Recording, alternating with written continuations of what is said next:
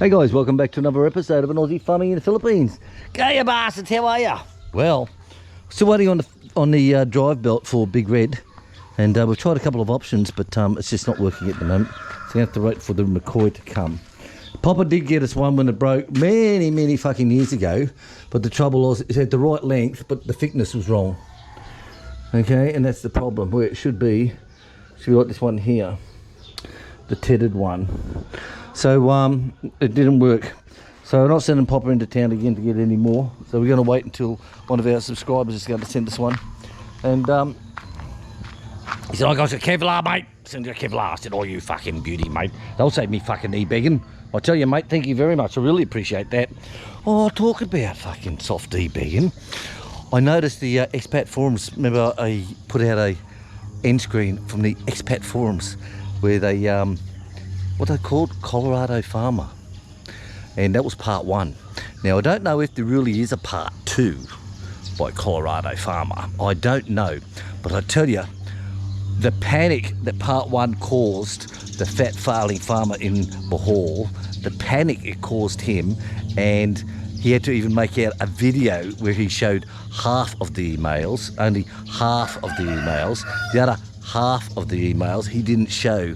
So but it must have put a bit of a panic, you know. It's like, I think the expats forums are like throw a rock into a pond, and the ripples that just kept going out from that with all the fat failing farmers trolls, you know, all their comments that they were doing. And for the fat failing farmer in Bohol to make a video as well, trying to cover up anything before part 2 comes out, really fucking weird, hey. So good one, expat forums. Expat forums, you dickhead. Exposing expats. And a big shout out to expat forums as well, who's got all the information there from every other channel as well. Expat forums, don't forget them. So I must admit, it did put on a roll-on effect, like throwing a rock into the pond, you know. Even the fat failing farmer mentioned my name in this video, saying that I was drunk and smashed my van. Well, I tell ya, how did you know that, you fat fuck? How did you know that, you fat fuck, you? Oh, I can't keep nothing a secret from you, fat boy. I'll tell you. But one thing you definitely can't keep secret is the last emails. Colorado Farmer, part 2 coming, with all the emails that you didn't mention on your video. Right, let's get back to my farm. Or Chick's farm, because we're not allowed to have farms, remember?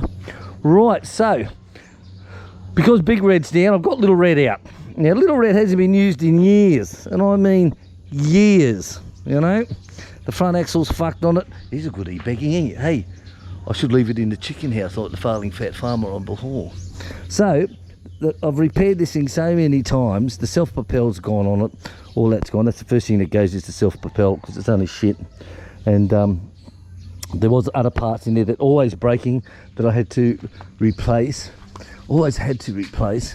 And they're a good little mower. They're a cheap one, the Chinese shit, you know. But what was always breaking, let me have a look in here.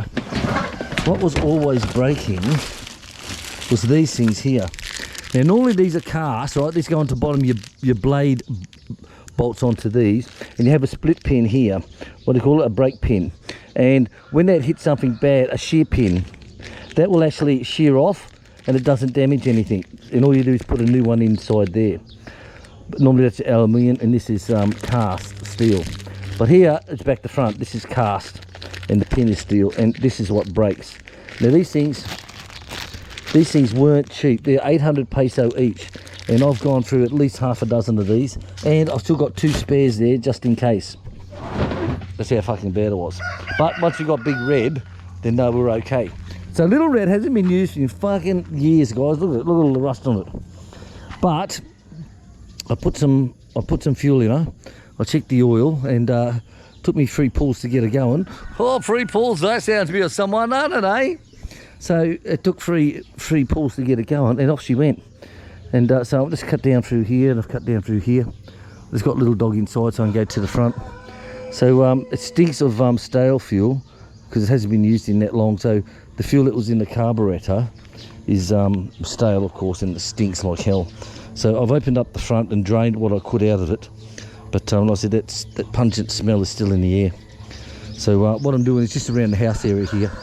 That's all I'm doing. Because rest can wait till Big Red goes. So I'll get down through here done, just around the house. That's all I'm going to be doing.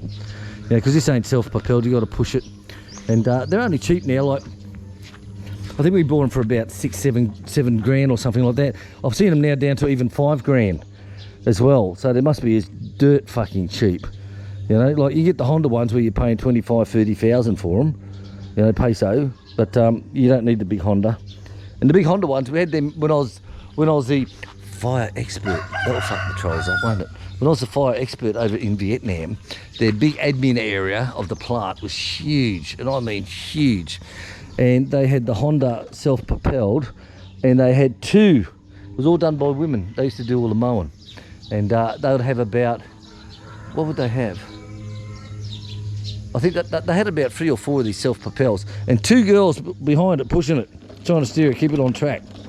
And then they got rid of that. They realised that was an issue. So then they got the Honda brush cutters out, and I had girls in a team of 5 in a line, all in a line, side by side, and I'd have the Honda brush cutters out, and they used to have 3 teams of these, okay, and they would actually just walk along and just do all the grass in the admin, just cut it all down, just like, you know, instead of using a ride-on mower.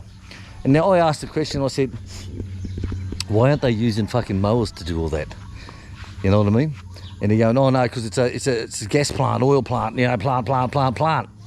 I said, okay, so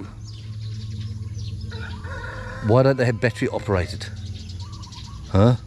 He said battery operated ride-ons, they can do that. But the point is, this is outside the fence. So it's not in the processing area, it's outside the fence. So that fence is a gas-proof fence. You stand this side of the fence and have a smoke, no fucking problem. But you can't stand this side, oh no, that's fucking explosion. But you stand this side of the fence, no problem.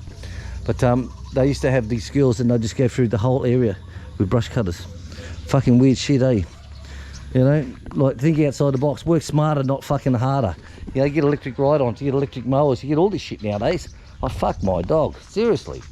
You know, right, so what's happening apart from that? Right, the sign's made up. That's all ready to go. That will go up, and that's worth a few million for us. If you're interested, just give us a contact. And as I said, it's the glue that works on the wood. So I glued all this together. Okay, put glue all on this one here. These are the legs. And I'll put some nails down it, so this is solid. What this is going to be, this is 12 foot long. That's going to be cut in half at 6 foot. And this will be nailed on or screwed on each side of the sign. And this will be buried in the ground 2 feet. And it will be 4 foot up. And then the sign will be there. Hey Sam, fat dog. So we're going to town and do that one during the week, that one there. So everything else is quiet. Chick's out doing all her goats, as she does every morning. All my chickens are going okay. This piggy is going okay. We put a bag of rice hulls. I've been asking Chick for fucking months. So we put a bag of rice hulls for her in this side to play on. And she does. She plays in that quite much with a bowl. So she's happy. It's down there, guys. She's happy. She's got the bowl. Happy. All my babies are going well. I said, young chickens fucking hatching out everywhere. It's good when you're successful. Now, I suppose that's what makes the other farming video channels who fail. It probably what makes them so jealous. You know, and they have all their trolls supporting them, trying to attack me all the time. But oh, what are you doing there, bitch? You were over there yesterday, bitch. I think she must have a nest over there. Nest over at Mary Lou's, something like that. Oh well, what can I say? All right, guys. So I'm going to finish off some mowing, and Sunday today, so I'm going to have some bacon, my home cured bacon. It wasn't bacon as in the belly I had to buy from in town. So I bought the good quality in town and cured it, made it into bacon myself. So I'm having bacon of SPC spaghetti and some farm grown eggs, organic free range eggs. How good is that? Doesn't that sound fucking amazing, hey? Oh, it's good when you don't fail. Well, I can't wait to see the Fat Boys live stream today. I bet you there's going to be a lot of comments about this second part 2 video coming out by exposing expats. Oh, well, if you haven't seen that video, I'll put it at the end screen up here, okay? Good job, guys. Like I said, it's like throwing a stone into a pond, the ripple effect with all the trolls and the fat failing farmer on Bahal making a video up, but he didn't show you guys the last emails that were sent, did he? Stay tuned. Stay tuned to this channel for more news, more updates on the failing farmer in Bohol. See you later, guys.